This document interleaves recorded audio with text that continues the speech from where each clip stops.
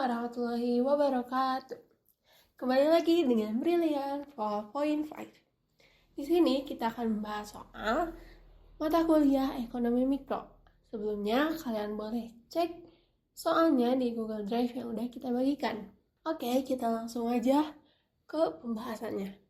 Nah, di soal pertama itu kita bisa lihat sebuah kurva. Untuk lebih detailnya akan aku jelaskan. Jadi kurva ini merupakan sebuah teori perilaku konsumen dalam analisis keseimbangan konsumen yang menggunakan kurva indiferens dan juga garis anggaran. Bisa dilihat ya, berarti ada kurva indiferens dan juga garis anggaran. Kurva indiferens itu merupakan kurva yang mewakili kombinasi dua barang yang biasanya kita sebut X dan juga Y, di mana kurva ini memberikan tingkat kepuasan atau utilitas yang sama bagi konsumen. Nah, kurva indiferens itu memiliki sebuah ciri khas di mana titiknya lebih jauh dari titik asal, yang menunjukkan bahwa uh, titik yang jauh dari titik nol itu menunjukkan tingkat kepuasan yang lebih. Untuk mengidentifikasi kurva indiferens bagaimana? Berikut merupakan ciri-ciri kurva indiferens. Yang pertama yaitu semakin jauh dari titik asal atau titik nol, sehingga hasilnya akan semakin tinggi pula tingkat kepuasannya. Kenapa? Karena ketika kurva indiferens lebih jauh dari titik asal, itu berarti kombinasi barang tersebut itu memberikan tingkat kepuasan yang lebih tinggi. Hal ini karena banyak barang yang tersedia. Ciri selanjutnya yaitu titiknya miring ke bawah dari kiri ke kanan. Jadi biasanya kurva indiferen itu memiliki kemiringan yang negatif. Kenapa? Karena jika konsumen ingin mendapatkan lebih banyak barang X, itu mereka harus mengurangi jumlah barang Y yang dikonsumsi untuk tetap pada tingkat kepuasan yang sama. Jadi ketika teman-teman menginginkan sebuah barang X, itu teman-teman itu harus mengorbankan barang Y. Hal ini juga disebut sebagai konsep trade off atau pertukaran. Ciri yang ketiga itu titiknya tidak saling berpotongan. Kenapa? Karena kalau misalnya titiknya saling berpotongan, itu artinya akan ada titik di mana memberikan dua tingkat kepuasan yang berbeda. Kalau misalnya titiknya saling berpotongan, itu akan memberikan dua tingkat kepuasan yang berbeda, di mana konsep ini tuh bertentangan dengan konsep dasar indiferen. Jadi konsep dasar kurva indiferen itu kan memiliki kepuasan utilitas yang sama, sehingga kalau misalnya titiknya saling berpotongan, itu akan menimbulkan dua tingkat kepuasan berbeda yang memang bertentangan dengan konsepnya dasar dari kurva indiferen kayak gitu. Nah, selanjutnya yaitu garis anggaran. Apa yang dimaksud dengan garis anggaran? Garis anggaran itu sebuah garis yang mewakili batas maksimal kombinasi barang yang dapat dibeli konsumen dengan pendapatan tertentu. Untuk apa? Untuk mengingat harga barang X dan Y. Jadi garis anggaran ini itu menunjukkan semua kemungkinan kombinasi dua barang X maupun barang Y, itu dapat dibeli konsumen dengan pendapatan tertentu berdasarkan harga masing-masing barang.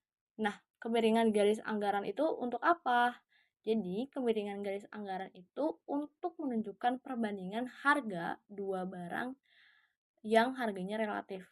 Jadi, kemiringan garis anggaran ini itu mencerminkan rasio dari harga barang X terhadap barang Y. Kalau misalnya semakin curam atau landai garisnya, itu artinya semakin besar atau kecil perbedaan harga relatif antar dua barang tersebut. Selanjutnya keseimbangan konsumen. Apa yang dimaksud dengan keseimbangan konsumen? Jadi keseimbangan konsumen itu dalam kurva ya, terjadi ketika garis anggarannya itu bersinggungan dengan kurva indiferen, di mana titik keseimbangan itu garis anggarannya menyentuh dengan kurva indiferen. Yang artinya pada titik ini konsumen itu menggunakan seluruh pendapatannya untuk mencapai kepuasan yang maksimal. Di mana pada saat titik bersinggungan ini konsumen itu memaksimalkan kepuasannya sesuai dengan pendapatan. Jadi konsumen itu memilih kombinasi barang yang memberikan kepuasan tertinggi, yang dimana kepuasan tertinggi ini diwakili oleh kurva indiferen dengan tetap berada dalam batas anggarannya. Kayak gitu teman-teman. Paham ya? Nah, selanjutnya apa dampak perubahan harga dan juga pendapatan? Nah, jadi dampak dari perubahan harga itu kalau harga salah satu barang itu berubah, maka nantinya kemiringan garis anggaran itu juga akan berubah. Contoh, ketika harga barang X atau Y naik, nantinya konsumen akan mampu membeli lebih sedikit dari barang tersebut. Sehingga kemiringan garis anggaran itu berubah. Kalau misalnya harga barang X naik, garis anggarannya akan lebih curang atau sebaliknya. Seperti itu. Nah, yang kedua itu dampak kalau misalnya perubahan pendapatan. Jadi, ketika pendapatan itu bertambah ataupun berkurang, nantinya garis anggaran itu akan bergeser keluar atau ke dalam secara paralel. Contohnya, ketika pendapatan konsumen itu bertambah dan mereka mampu membeli lebih banyak barang, itu hasilnya nanti garis anggaran itu akan bergeser keluar. Kalau misalnya pendapatannya berkurang, itu berarti nanti garis anggarannya akan bergeser ke dalam. Teman-teman, karena kita udah mempelajari dasar dari teorinya, mari kita kerjakan soal nomor 1. Nah, di soal nomor 1 itu ada pertanyaan A, yang dimana A ini dengan garis anggaran AB, titik keseimbangan konsumen itu terletak pada titik E2. Kenapa E2? Karena E2 ini merupakan titik pertemuan antara garis AB dan kurva kepuasan tertinggi LC2. Nah, selanjutnya yaitu soal B. Pada titik tersebut, di soal A, jumlah barang X yang diminta itu X2 dan jumlah barang Y yang diminta itu Y2.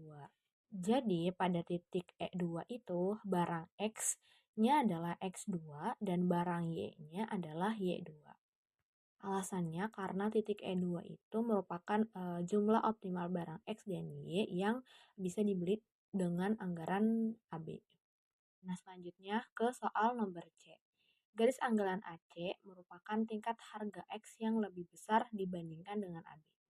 Kenapa lebih besar dari AB? Itu karena garis anggaran AC ini menunjukkan di mana harga barang X lebih mahal dibandingkan AB. Teman-teman lihat ada sebuah rotasi garis ke dalam di bagian AC.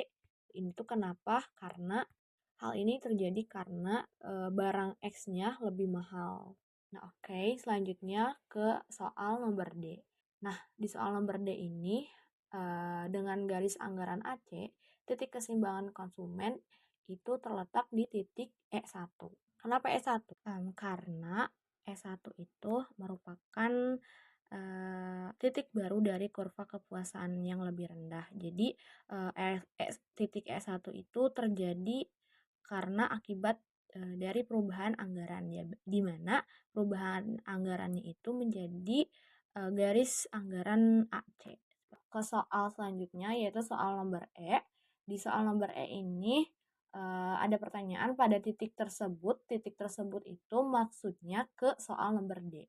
Jadi titik tersebut itu adalah titik E1. Nah, jadi pada titik E1 jumlah barang X yang diminta itu sebanyak X1 dan barang yang diminta itu sebanyak Y1. Nah, selanjutnya kita ke nomor F. Nah, di mana titik E1 itu menghasilkan kepuasan yang lebih rendah dibandingkan E2, yaitu sebesar LC1. Kenapa titik E1 menghasilkan kepuasan yang lebih rendah dibandingkan titik E2? Jadi karena ketika titik E1 ini berada di LC1 dan titik E2 berada di LC2, hal ini akan menyebabkan tingkat kepuasan dari titik E1 ini akan menjadi lebih rendah dibandingkan titik E2. Oke, selanjutnya kita ke nomor G. Nah, di nomor G ini ada pertanyaan pada kedua titik keseimbangan konsumen tersebut, yaitu E1 dan E2, penghasilan konsumen besarnya sebesar LC1 dan LC2. Selanjutnya ke soal nomor H. Di nomor H ini ada titik E1 dan titik E2, kalau dihubungkan akan menghasilkan sebuah garis kepuasan konsumen. Alasannya karena titik pada kurva kepuasan itu menunjukkan kombinasi di mana barang X dan barang Y yang memberikan tingkat utilitas yang sama. Jadi E1 dan E2 itu kan berada pada kurva yang berbeda. Nah, masing-masing itu akan menunjukkan tingkat kepuasan tertentu. Jadi kalau misalnya dihubungkan akan menghasilkan garis kepuasan konsumen. Seperti itu. Oke, kita move ke nomor 2. Nah, di nomor 2 itu akan menjelaskan sebuah istilah-istilah yang ada di pengantar ekonomi mikro. Nah, yang pertama itu tahap kegiatan produksi, terus juga less cost combination, law of diminishing returns, terus juga fungsi produksi, dan lain sebagainya. Jadi, apa yang dimaksud dengan kegiatan produksi? Kegiatan produksi merupakan sebuah rangkaian proses yang dilalui dalam mengubah sebuah input menjadi sebuah output. Dimulai dari perencanaan, pengadaan, proses produksi, dan juga distribusi. Itu yang dimaksud dengan kegiatan produksi. Selanjutnya, yang kedua itu less cost combination. Less cost combination merupakan kombinasi input yang menghasilkan output tertentu dengan biaya yang seminimal mungkin. Nah, yang ketiga itu law of diminishing returns merupakan sebuah faktor produksi yang dimana terus ditambah sementara faktor produksi lainnya itu tetap, sehingga tambahan output yang dihasilkan akan semakin kecil. Yang keempat yaitu fungsi produksi. Fungsi produksi merupakan sebuah hubungan antara jumlah input yang digunakan dengan jumlah output yang dihasilkan. Itu merupakan sebuah fungsi produksi. Yang kelima yaitu isequent merupakan sebuah kurva yang menunjukkan berbagai kombinasi input yang menghasilkan tingkat output yang sama. Yang keenam yaitu marginal rate of technical substitution atau yang biasa kita baca dengan MRTS, yaitu menunjukkan di mana seberapa banyak satu faktor produksi itu dapat digantikan dengan faktor produksi lainnya tanpa mengurangi output. Selanjutnya yang terakhir ada expansion path, di mana expansion path ini merupakan sebuah jalur yang menunjang kombinasi input optimal ketika produksinya itu diperluas. Oke, kita move ke nomor 3. Jadi di nomor 3 ini bisa dilihat oleh teman-teman ada sebuah grafik, di mana grafik ini tuh menunjukkan kurva produksi total, terus juga kurva marginal produk, terus juga rata-rata produksi, dan lain sebagainya. Untuk lebih detailnya akan aku jelaskan. Jadi, yang pertama, total produk atau TP. TP ini merupakan sebuah jumlah keseluruhan output yang dihasilkan pada berbagai tingkat input. Jadi, misalnya kayak gini. Sebuah perusahaan itu menggunakan lebih banyak tenaga kerja atau bahan baku. Nah, maka total produk yang dihasilkan itu akan tercatat dalam TP. Interpretasinya bagaimana? Jadi, TP ini akan menunjukkan total output yang dihasilkan oleh perusahaan pada tingkat input tertentu. Jadi, ketika input ini meningkat, TP juga meningkat. Namun, peningkatan ini tuh tidak selalu bersifat linear. Jadi akan ada titik tertentu di mana penambahan input ini tidak lagi meningkatkan TP secara signifikan. Hal ini ini tuh dikenal sebagai hukum hasil marginal yang semakin berkurang atau law of diminishing returns tadi yang udah dijelaskan. Nah, selanjutnya itu yang kedua ada average product atau AP. Jadi, average product ini merupakan rata-rata produksi di mana output yang dihasilkan per unit input. Rumusnya bagaimana? Jadi AP sama dengan TP dibagi dengan jumlah input. Contohnya kayak gini. Jika TP-nya 100 unit barang dan jumlah tenaga kerjanya 10 orang, maka AP-nya adalah 10 unit per tenaga kerja. Terus untuk interpretasinya kayak gimana? Interpretasinya AP ini menunjukkan produktivitas rata-rata dari setiap unit input yang digunakan. Ini untuk apa? Untuk mengevaluasi efisiensi dari penggunaan input.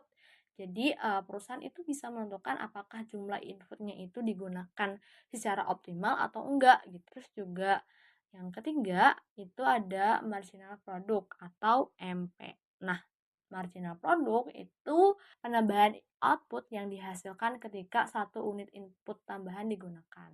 MP itu rumusnya kayak MP sama dengan perubahan TP dibagi dengan perubahan jumlah input. Contohnya kayak gini. Jika penambahan satu pekerja meningkatkan output dari 100 menjadi 250, maka MP-nya itu 20.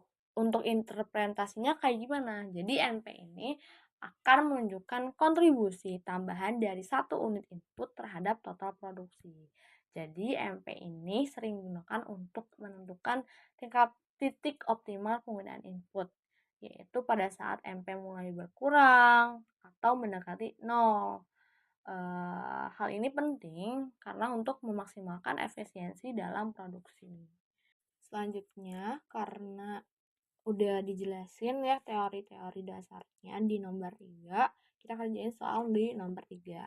Oke, di nomor 3 ini ada grafik. Jadi, grafik di bawah ini menunjukkan bahwa kurva produksi total atau TP, kurva produksi marginal atau MP, dan produksi rata-rata atau AP pada suatu proses produksi dengan menggunakan dua macam input, yaitu input K atau modal dan input L, yaitu tenaga kerja. Nah, input K itu merupakan input yang tetap atau konstan, dan input L itu merupakan input yang variabel. Nah, dalam suatu proses produksi 2 dan tahap produksi 3, masing-masing tahap mempunyai karakteristik sendiri. Masuk ke pertanyaan dari grafik di atas, maka disimpulkan bahwa tahap produksi 1 itu dimulai pada tingkat produksi sebesar Q0 sampai pada tingkat produksi sebesar Q2.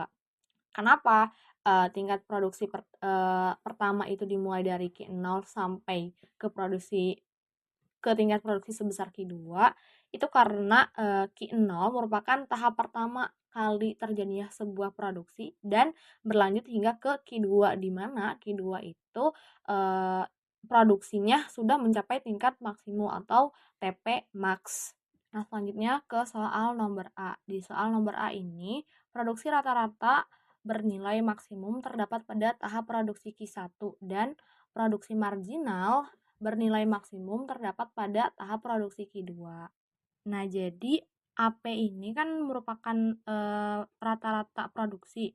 Jadi rata-rata produksi itu kan total produksi dibagi input tenaga kerja. Nah, pada AP maksimum itu terjadi pada saat garis AP-nya itu mencapai puncaknya, yaitu kalau dalam grafik itu terdapat di titik Q1. Nah, yang untuk MP, produk marginal kan merupakan tambahan produksi dari setiap unit tenaga kerja tambahan. Nah, produk marginal maksimum itu terjadi pada saat yaitu ketika MP produksi dari tenaga kerja tambahan mencapai puncaknya sebelum Q1 yaitu di Q0. Selanjutnya ke nomor B.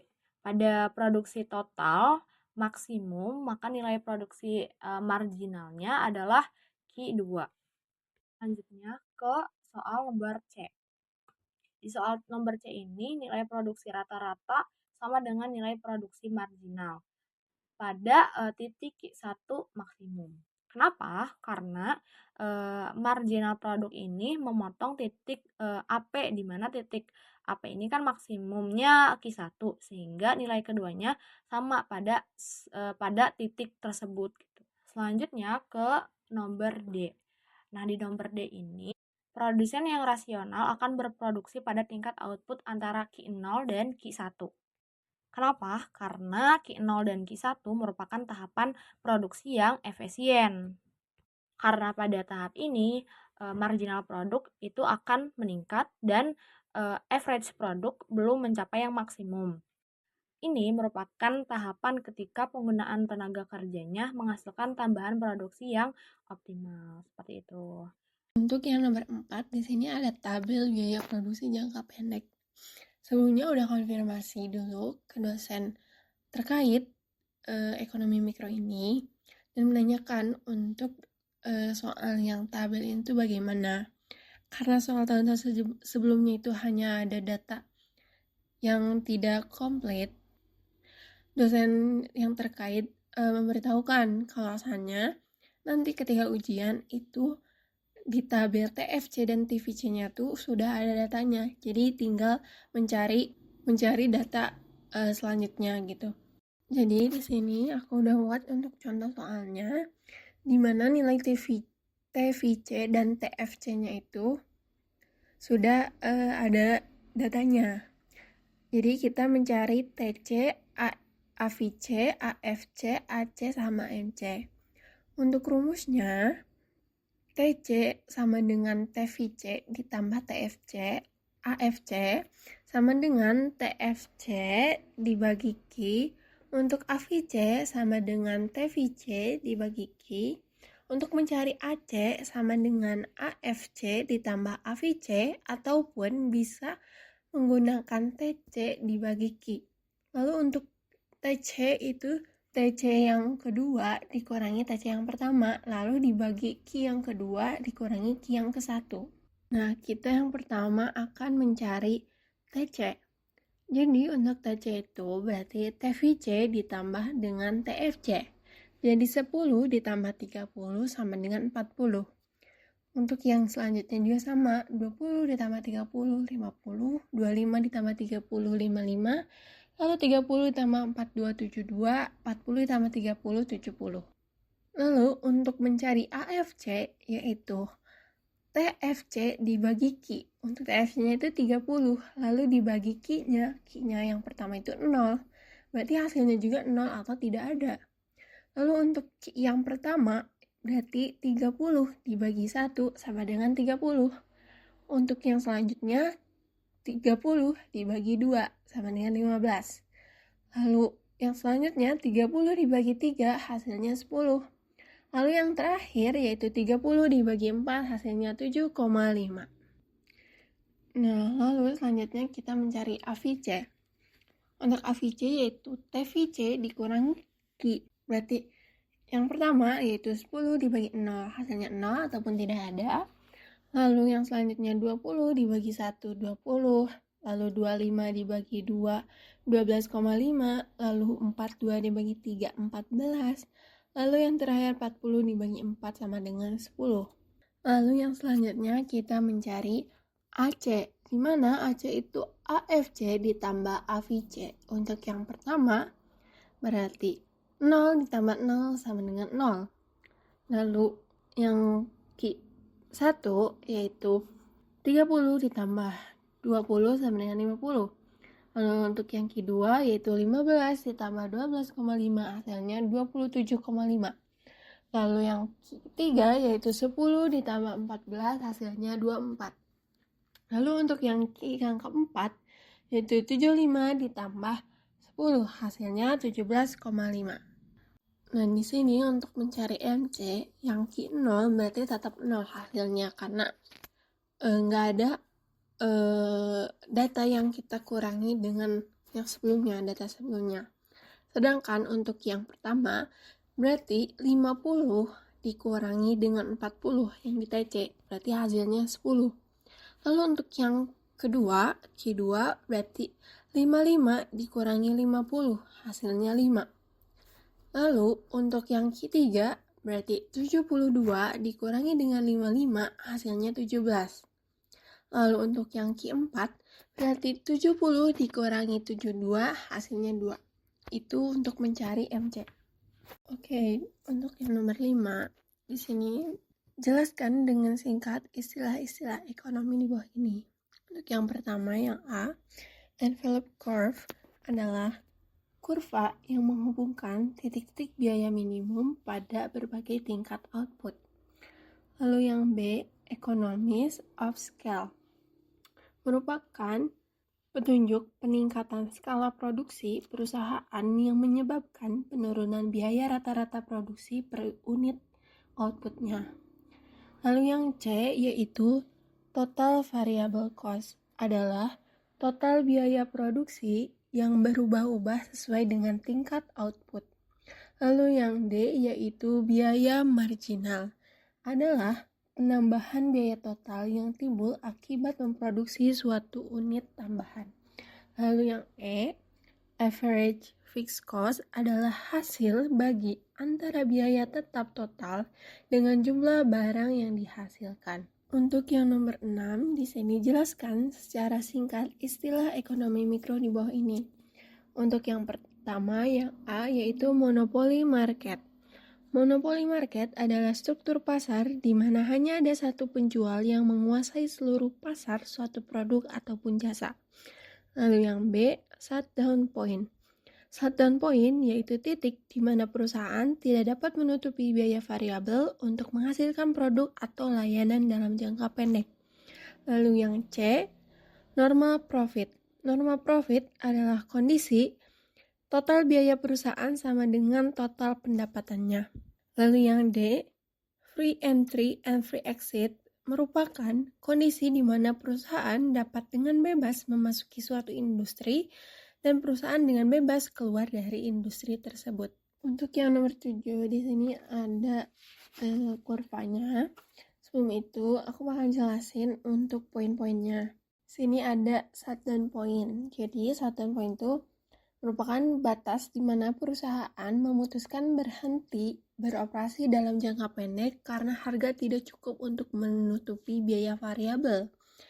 Jika tetap berproduksi dalam kondisi P lebih kecil dari AFC, kerugian perusahaan akan lebih besar karena tidak hanya kehilangan biaya tetap, tetapi juga tidak mampu menutupi biaya variabel. Dalam diagram, di sana ditunjukkan pada huruf H, di mana P-nya itu lebih kecil dari AFC. Lalu untuk yang B, BEP atau break even point adalah titik di mana total pendapatan sama dengan total biaya dalam suatu usaha.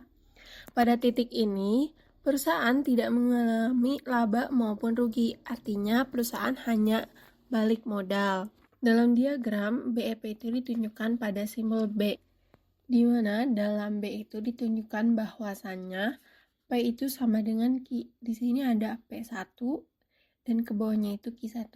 Jadi P dan Q-nya itu sama. Lalu yang C, apa itu harga dan kuantitas yang menguntungkan?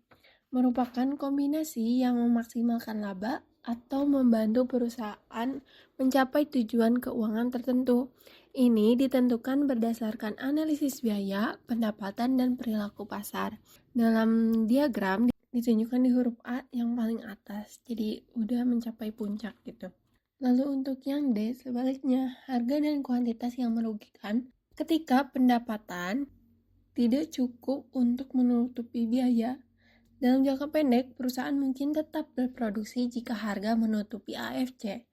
Namun, dalam jangka panjang, jika harga terus berada di bawah AC, perusahaan sebaiknya menghentikan operasi atau mencari cara untuk menurunkan biaya atau meningkatkan harga.